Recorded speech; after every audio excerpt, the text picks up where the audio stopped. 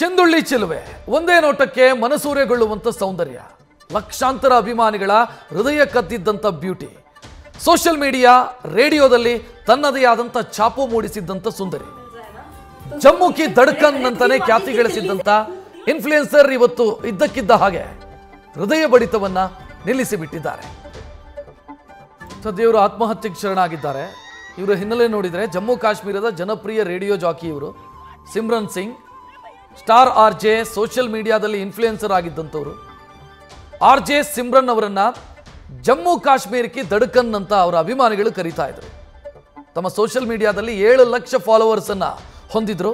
25 ವರ್ಷ ಸಿಮ್ರಾನ್ ಸಿಂಗ್ ಅವರಿಗೆ ಗುರುಗ್ರಾಮ್ನ sector 47ನ apartment ಅಲ್ಲಿ ಸದ್ಯ ಶವವಾಗಿ ಪತ್ತೆಯಾಗಿದ್ದಾರೆ.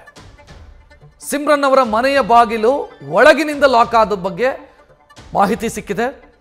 ಆದರೆ ಡೆತ್ ನೋಟ್ ಪತ್ತೆಯಾಗಿಲ್ಲ, ಯಾವುದೇ ಸೂಸೈಡ್ ನೋಟು ಪತ್ತೆಯಾಗಿಲ್ಲ. ಆತ್ಮಹತ್ಯೆಯ ರೀತಿಯಲ್ಲಿ ಕಾಣ್ತಾ ಇದೆ.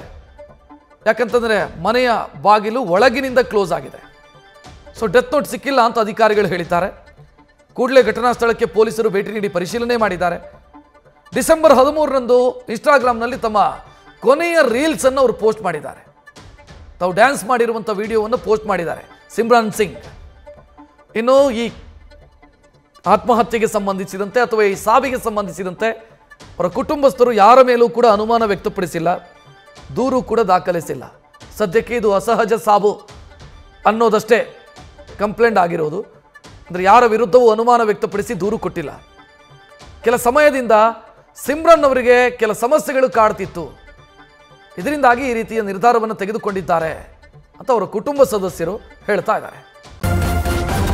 ನ್ಯೂಸ್ ಫಸ್ಟ್ ನಿರ್ಭೀತಿಯಿಂದ ನಿಮ್ಮ ಪರವಾಗಿ.